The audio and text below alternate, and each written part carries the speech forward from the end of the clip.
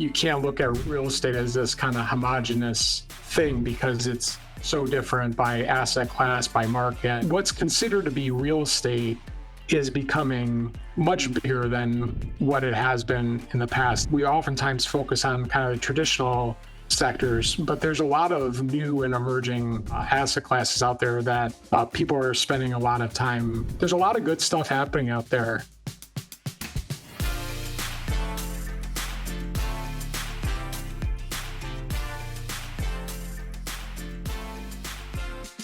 This is your Real Estate Syndication Show. I'm your host, Whitney Sewell. Today, our guest is Tim Bodner. Tim is with PwC. He's a partner there with global and U.S. real estate deals leader.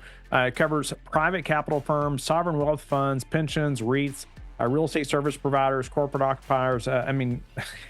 He's advised clients on $300 billion plus in deal value. Oversees their U.S. and global real asset deals outlook publications, which he's going to mention in the show as well. We're going to link to it in the show notes, a publication actually that they just put out today as we're recording this. And I would highly recommend looking at that publication for sure if you're in the real estate business almost in any capacity. But he is just traveling all over the world. 23, 24, he was named as one of the top 25 real estate consultants and leaders by the Consulting Report. He lives in D.C. with his 3 children. He just came back from Singapore. You're going to hear him talk about some highlights from that. And he has been all over the world talking about real estate and what's happening and advising folks on how to invest. And so you're going to learn a lot from Tim today. Tim, welcome to the show. Honored to have you on. I know that I want to get to a little bit of your background and what PwC is in just a moment, but you just got back from a big trip. Give me a highlight from your recent trip, maybe something you learned. Yeah, look, first of all, Whitney, thanks for having me and for thinking of PwC in the context of your show. I think, one of the great opportunities I have as part of looking after our global business is the opportunity to spend time with our clients and our people around the world. And, as you mentioned, I just got back from a trip to Singapore for the last week or so. And I think, I go to that part of the world on an annual basis to spend time with our people and our team there. And what's so fascinating to me is just how much is going on around the world and in a positive way. And I think the biggest thing that struck me, the 2 things that struck me the most are, one was just the incredible amount of activity and the amount of tourism occurring in the city. The hotels were full, the restaurants were full, the golf courses were full, and the office buildings were full. Quite striking when you look at the dialogue around office here in the United States versus like what's actually happening around the world. And Asia, I think, is a great example of that. You can't look at real estate as this kind of homogenous thing because it's so different by asset class, by market. And so it's fascinating. The other thing that was striking to me was when I was there last year, what I came away feeling was that there was a number of new office buildings being developed when I was there. And those buildings are now completed and occupied.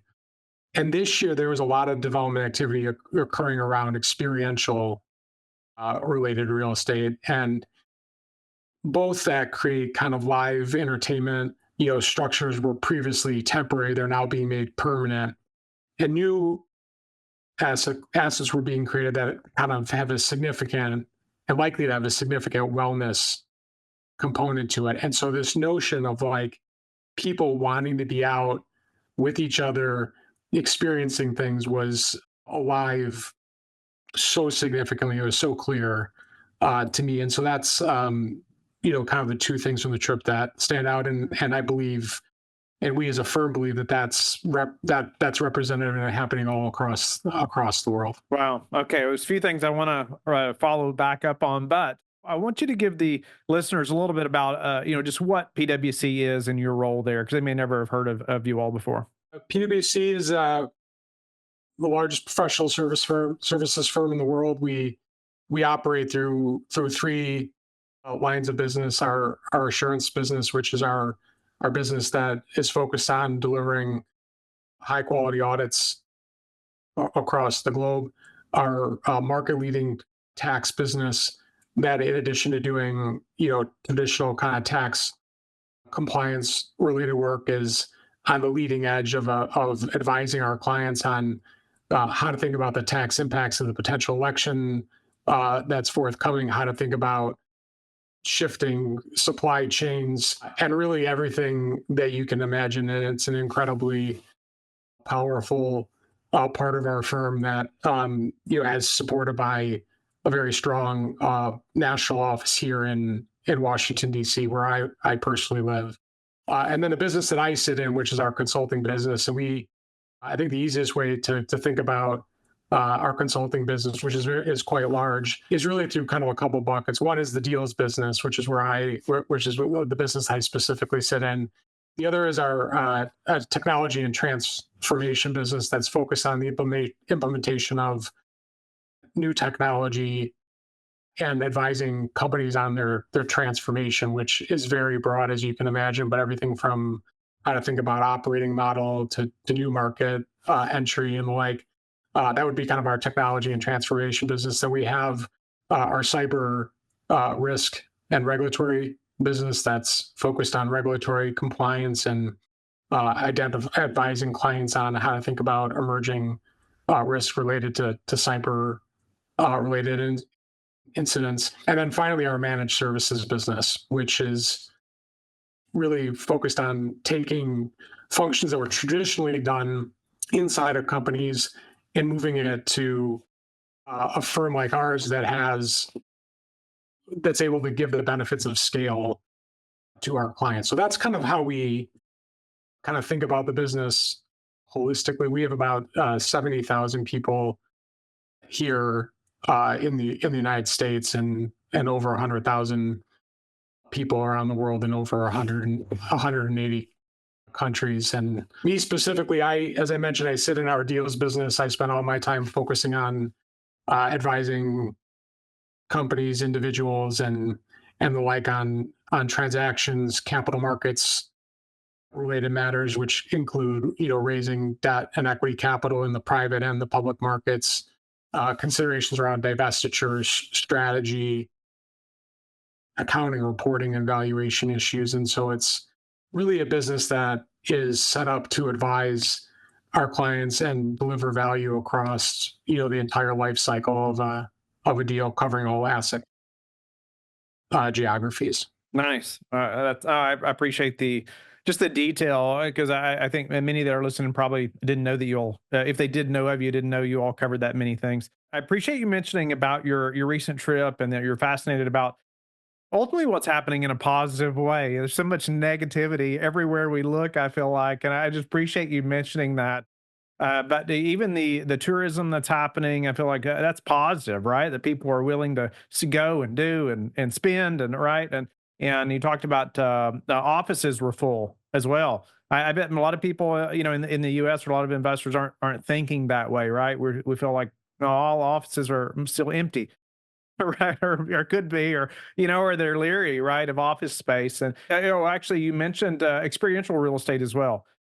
What is that for those who have not heard of that? Elaborate on that. It seems like a good thing, right? Or that type of real estate. But what is that exactly for the listener? It's one of the most fascinating things that we've been focused on, here at PwC for quite some time now. And I think what we've seen and what we've been working with our clients on is being expressed in a wide variety of ways. And what that means different things to different people. But let me just kind of give you a couple examples that maybe kind of help frame potentially how to look at it.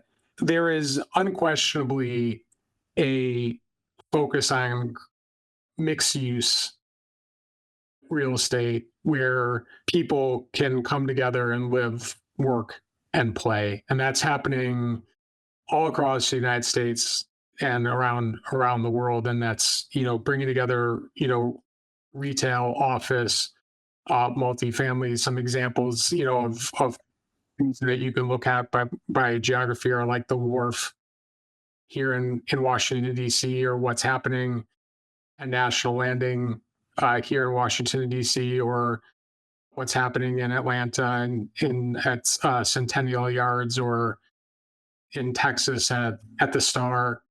This notion of kind of bringing these uses together to kind of create this experience, that's kind of one way it's being expressed. The other way it's being expressed is there is a unbelievable amount of activity around sports at all levels, not just professional sports, but collegiate sports, and even recently into youth sports. Private capital that's moving into that is quite significant. And one of the biggest ways that they're putting that capital work is around their real estate footprint. And the idea of taking, an asset that historically was only generating, revenue for, a season, whatever sport it may be, and converting that into an asset that generates cash flow on a 365-day year basis. And so that is all about, creating a better experience for the fan, whether they choose to attend the game or they just want to be around the game. I see more people outside the stadium than inside the stadium. And in fact, there's just an article that was in the Wall Street Journal this week about the hottest, residential real estate right now is one with a view of a ballpark. What's happening around just the sports, just the amount of energy around it is just, it's fascinating. And I think at its core, it comes down to the fact that people during COVID realized that they're much better together than being separate, and that there's actually, that sports actually enable people to have something that they clearly have in common. And so it kind of is like a bridge to differences. In fact, and maybe the last example I'll share with you is just around wellness. And I think, again, I think COVID taught people a lot about, taking care of themselves. And so the amount of capital going around into wellness retreats, wellness related experiences, spas, like fitness centers is the most significant it's been in a long time. And in fact, if you, according to some publications, the wellness real estate vertical is the fastest growing segment of the wellness industry in its entirety, which is pretty fascinating to think about. And actually, I'm going to be in Scotland next week, actually at a global wellness real estate event where this is going to be a profile thing. So it's fascinating. And I think it's overlooked in a lot of cases, partly because I think it's so big that there's so many different dimensions to it. But I think if you kind of think about it through just kind of this experiential envelope, it helps make it a little bit clearer for folks to understand. Speak to maybe some of the types of property around wellness. That's interesting thought, that, I don't know, just to help us to kind of broaden our minds a little bit to that thought of, or asset class. Sure. I mean, it's wide ranging, but I mean, if you look at places like Europe, there's a culture around large scale spas, right, in that part of the world. And I'm not referring to spas that are, 50 to 100,000 square feet. I'm talking about spas that are like 500,000 square feet. And what's happening is that with this renewed focus on wellness, here in the United States, a lot of those companies are starting to look at expanding their footprints here in the United States. So, for example, there's examples of that are already in New York, but there's others that are in the pipeline that are looking at going into cities across the United States that include places like Washington, D.C., Atlanta, Dallas, and San Francisco, and the like. And so it's this kind of this large-scale spa culture where people go and they spend the day there. It's not like they just go in for an hour or two. So that's one way that you can think about the wellness component. I think the other kind of ways you can look at it, and we see it being expressed, is around like retreats, whether it's, for a week or a couple of days, where you go to a place like Tucson, Arizona, or you go to places like in Massachusetts, and again, like places like Texas, where you go and you spend spend the day getting whatever it is that you feel like you need, whether it's focusing on your mental health, your physical health, or what have you. So that's another way it's being expressed. And then I think the last, thing I'd offer is just, what traditional hospitality brands are doing around incorporating wellness components into their hospitality and leisure assets.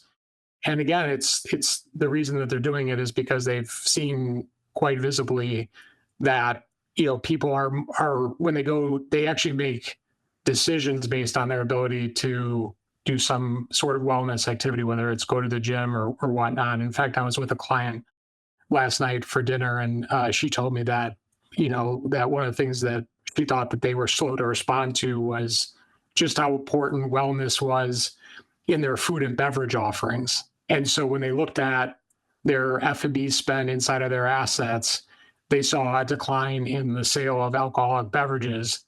And when they dug into the reason why that was happening, it's not that the consumers were not willing to spend.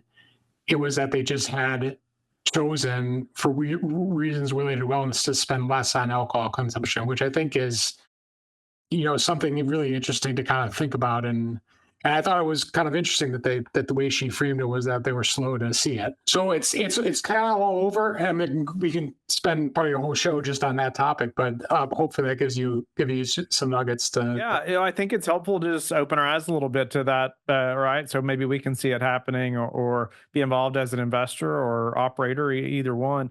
I was just at an event that a family was having. A family that owns a business that everybody listening would know of in the U.S. And worldwide, actually, but they're really passionate about adoption and helping families adopt, and so are we as an adoptive family, and have a foundation that helps support adoptive families. But we were at this event, and the location that they chose, it's a 3,500 acre farm. It has a spa, it has a skeet shooting range, a golf course, an amazing place to stay. I mean, on and on, and that's why they chose it. Right. It's just all these amenities and all these things around health. And because the people they were inviting were all passionate about those things too. The other thing I think that is important that we should talk about is what impact this is having on traditional real estate asset classes. So we made reference to office buildings, a little bit ago. And what's fascinating to me is you look at the office buildings that are doing well, right? The newer assets in metro areas, they have a lot of amenities. In fact, I was just at the office in San Francisco, right, of one of the largest architectural and design firms in the world. And they just reopened their San Francisco office. And when I went through this thing, I'm like, this is the most amazing. But what was fascinating about it was it was heavily amenitized.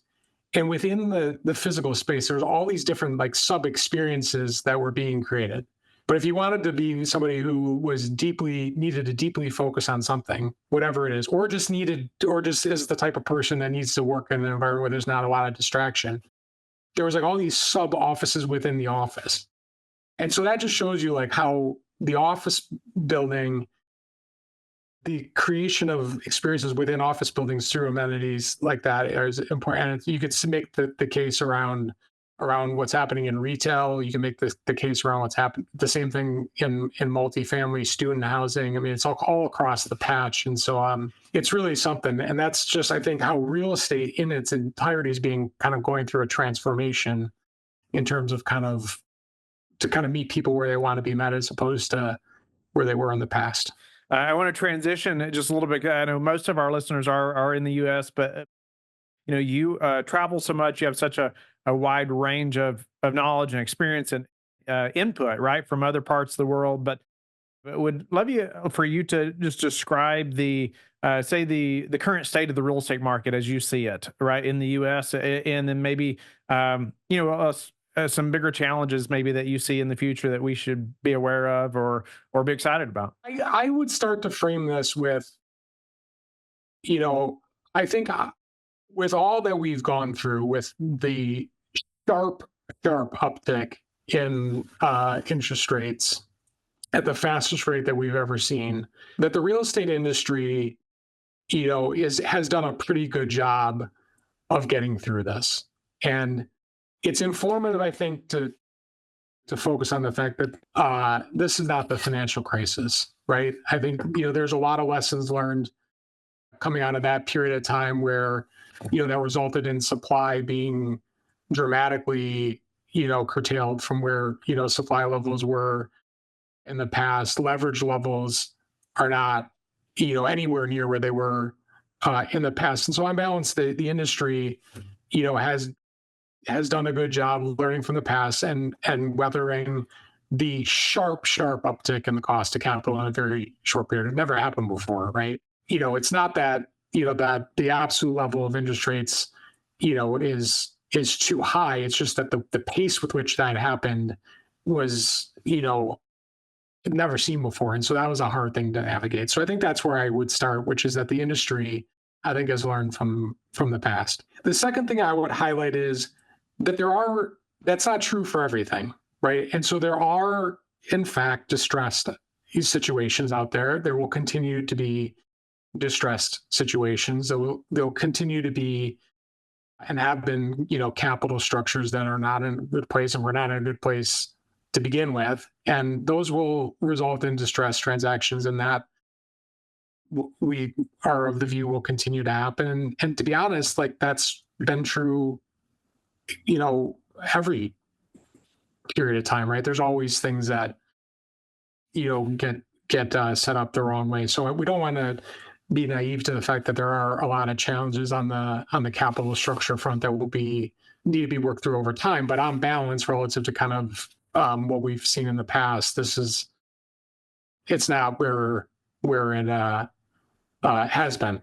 So that'd be the second thing I'd highlight. The third thing I'd highlight is that fundamentals are still, quite strong. And yes, they're moderating, right? Rents are moderating in multifamily. Rents are moderating in logistics. Vacancy is increasing. We do have some, as you know from your business, so we do have some oversupply in the multifamily sector in certain markets. But on balance, retail is in a much stronger position than it's been in some time. In fact, there's more times in conversation now where I've seen people wanting to go back into retail because of some of what we already talked about versus kind of like, a year, 18 to 24 months ago, people wouldn't even touch it, right? It was like, you went conversations because it wasn't even of interest. So that'd be the third thing I would highlight. And then maybe the last thing I would highlight is just, that what's considered to be real estate is becoming much bigger than what it has been in the past. I think, we oftentimes focus on kind of the traditional sectors, but there's a lot of new and emerging asset classes out there that people are spending a lot of time. Digital infrastructure and data centers, gets a lot of attention these days because of the growth in AI and data and the like. But it's even broader than all those. You have what's happening with affordable housing, student housing is accelerating.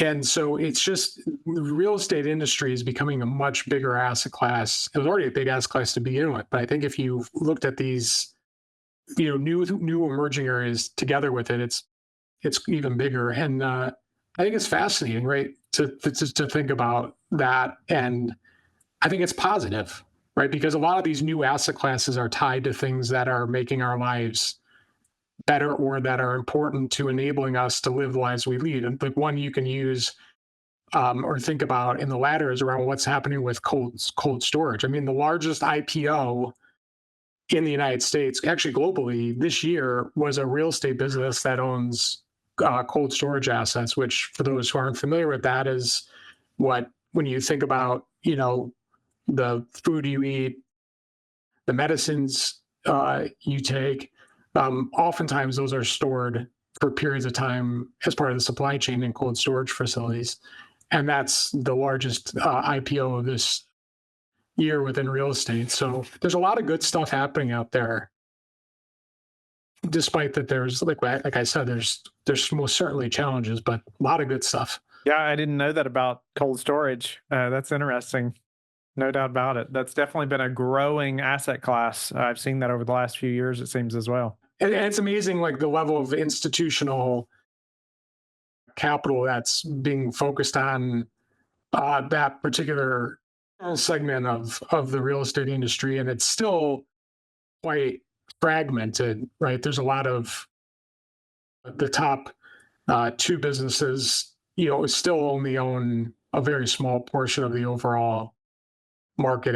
And that's true in the United States, but when you look at it globally, it's even. What about, I guess, just speaking to the interest rates, what have happened there over the last couple of years, and then maybe expectations over the next few months, and how you see that affecting, say, transaction volume and things like that. Yeah, so look, we just released our emerging trends in real estate report actually today at the Urban Land Institute fall meeting in Las Vegas, and we do that every year with we've been doing it for 46 years with the Urban Land Institute. We talk to thousands of people here in the United States and all around the world. And in fact, in the next week we'll release our European edition and our Asia edition. After that, we do a global one. And so I think, look, when we look at interest rates, like the way we look at it is interest rates have stabilized in terms of they're not, going to go higher.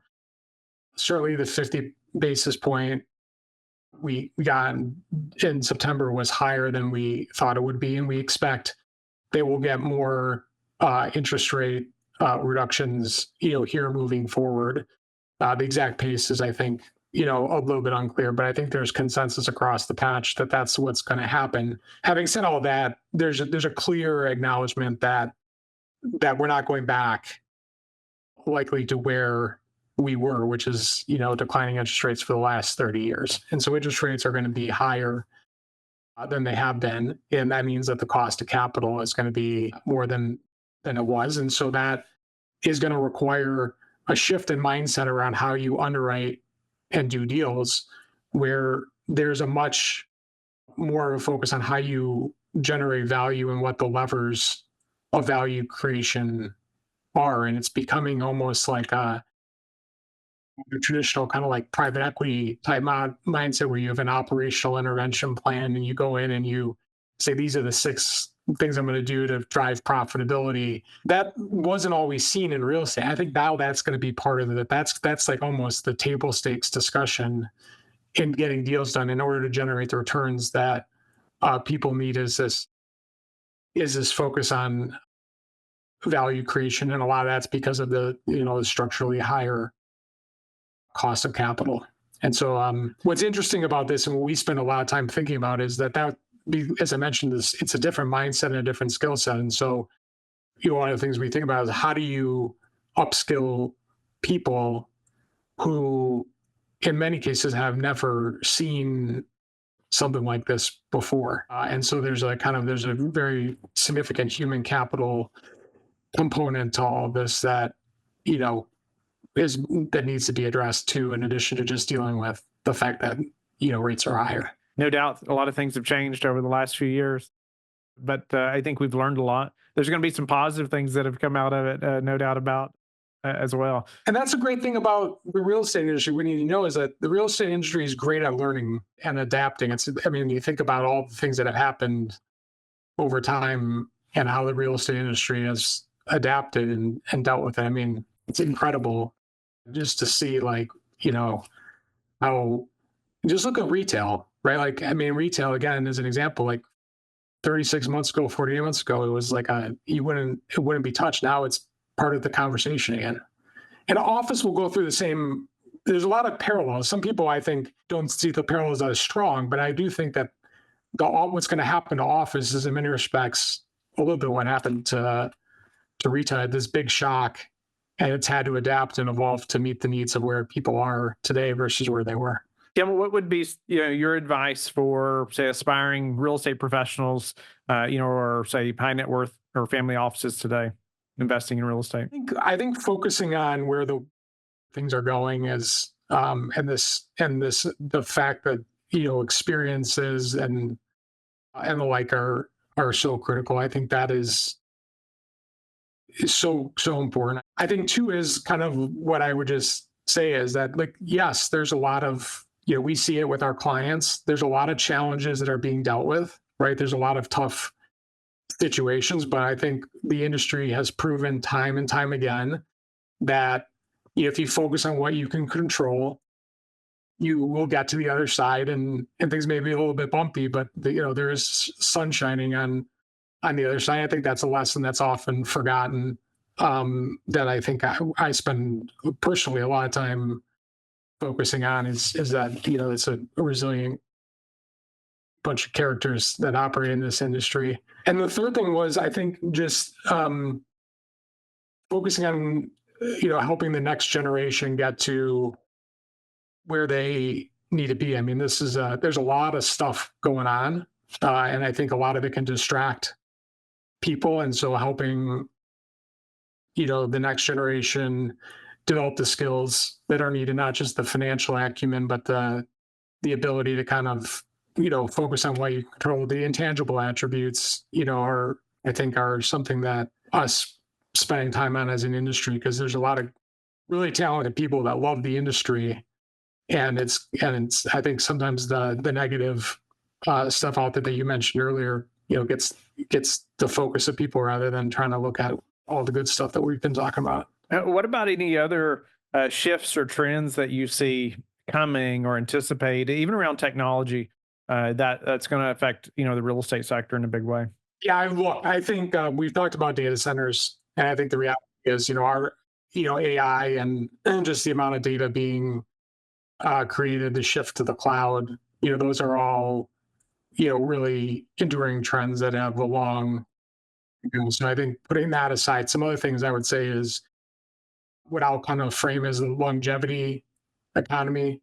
The reality is the number of people that are going to be over 65 by within the next 5 years is around 24-25% of the total population. And so when you look at what's happening, it kind of goes back to the wellness thing we were talking about earlier, the wellness component of real estate we were all talking, but it also impacts how healthcare is being delivered, right? And the fact that that population, a big subset of that population, wants to stay where they are. In fact, I saw a stat the other day that when you look at that part of the population, they have something like $18 trillion of home equity, which is just an astounding number that if you kind of think about it. And so I think everything around people's lives and the fact they're living longer and where they want to live and how they want to live is changing. And so I think that's important.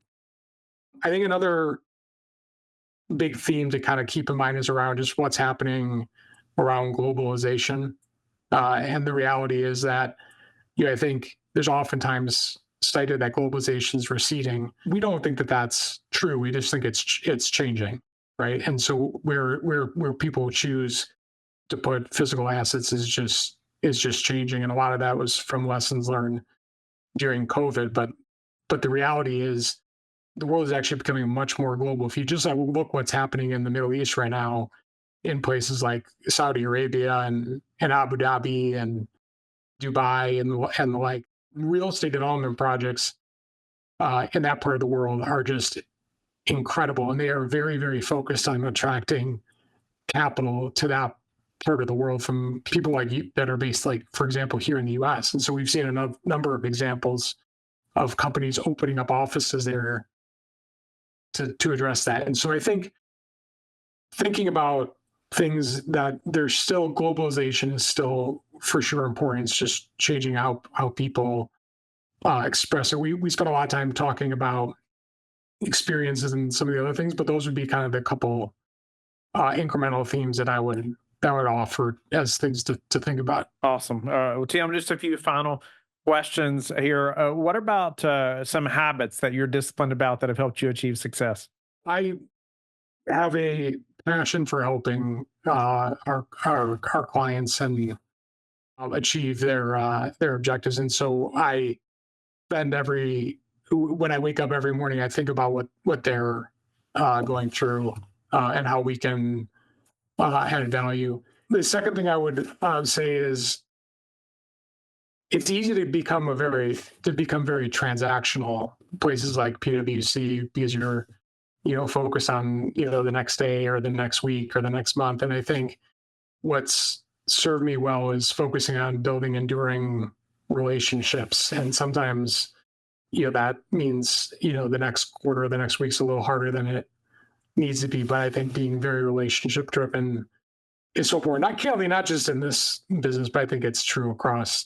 It's easy to kind of become transactional in your mindset. The third thing I would say is just having an intense passion for understanding, like, what's the commercial reason why people do what they do, and where they choose to go, including around the world. There's always a reason for doing it. And so I think being relentless and passionate about understanding that is really important. And then the fourth is that, it's been, there's been a lot of bumps, personally that I've had in my career, but I've had a lot of really strong mentors along the way who, are willing to give it to me straight when I need to hear it straight, or pick me up when I need to be picked up. And so I think that's important, is to surround yourself with an ecosystem of people who are willing to give it to you real, as opposed to, just tell you what you want to hear. So those are kind of four or so things that I think I would say have helped me. Yeah, those are all really good tips, no doubt about it. And a few of them I hear from lots of people who would be seen as ultra successful. Your relationships, who you surround yourself with, is just crucially important. Maybe give a quick tip on how you found, say, your top mentor, or how you got connected with that person.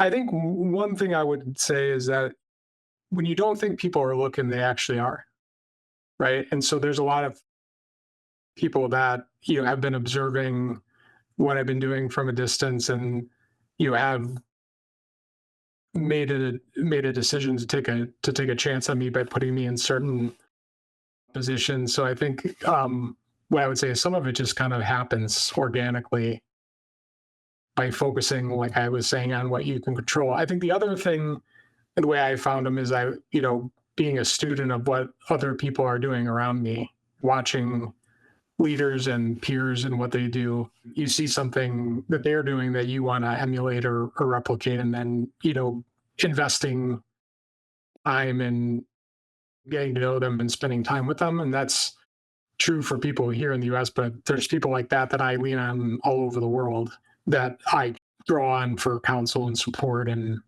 perspective every day, and dealing with, tough questions, or, just, anything that might be, relevance to the day. Are there any specific, say, publications or thought leaders or resources that you follow so you can stay up to date on what's happening, or even that would help the listener, say, deepen their understanding, in our industry? I mentioned again, like, we released our emerging trends real estate publication. I would highlight that. We do it, as I mentioned, we've done it for 46 years with the Urban Land Institute. We do it all across the world. We talk to thousands of people, and I think it gives a great perspective with data behind it around things are happening. So we release it every year, around the same time. And so I would encourage people to spend time with it, because I certainly find doing the interviews to support it very informative. But then even obviously, I don't sit in all of those. There's partners of mine and colleagues that do it. And so being and reading it, and actually, in fact, when I was flying home from New York this morning, I was going through. The second thing I would say is, to the extent that it's released publicly, and a number of the investment banks do it, is to look at their research and points of view, particularly around how to think about some of these global trends, and some of these, like the longevity economy, things around sports and live entertainment. I'm a big follower of all the investment banks material, and I think it's just always helpful to get their perspective. And then third would be, I am very active on LinkedIn, and I follow a lot of people. I think one of the things that's fascinating about LinkedIn is just how much more use it's gotten, and how much you can learn, how willing people are to put stuff out there about what they're seeing, what they're doing, where they are. In fact, there's, a couple of CEOs that have, made running throughout, various cities around the world and doing a video of what they're seeing and doing, sort of like their weekly routine. And so I think it's kind of fun. It shows that brings out the human side in a lot of people, but also I think you can learn a ton in a very efficient way.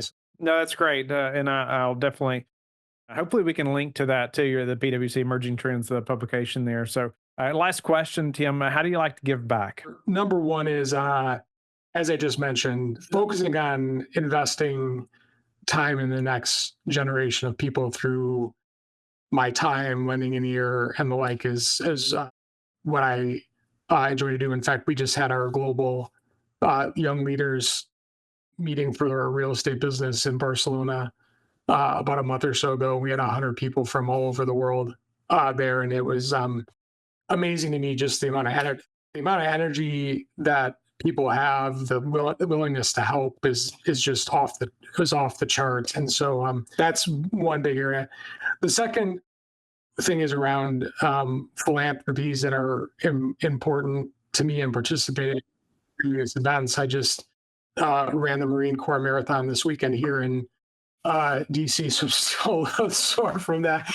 But things like that is where and there's a number of different dimensions to that, but that's an example of how I like to give back. And then the final thing I would say is just, trying to, and somewhat related to the first, but rating with the lens of that you care about the people around you, and that we're all in this thing together. And there's a lot of noise out there that, can distract from that. But I think trying to help people stay focused on it, we have more in common than different, and is something I try to do on a day-to-day basis. Yeah, no, that's awesome, Tim. Grateful for your time today. It sounds like you were traveling all over the place. You're running with the Marines over the weekend, and you were in New York yesterday. This morning.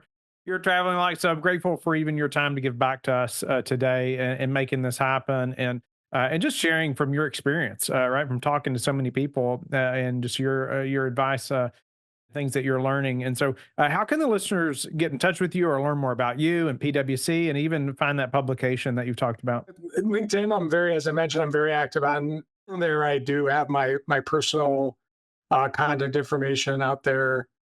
There's a link to PwC's website out there. I post our materials on a regular basis. I will soon be posting my thoughts on emerging trends in real estate here this afternoon. So that will be out there for folks. That's probably the best way. And I always welcome new connections and people reaching out with to do whatever, just ask questions. I'm an open book. So that would be the best way, Whitney, if that helps. Awesome. That's a wrap, Tim. That's the end of the show.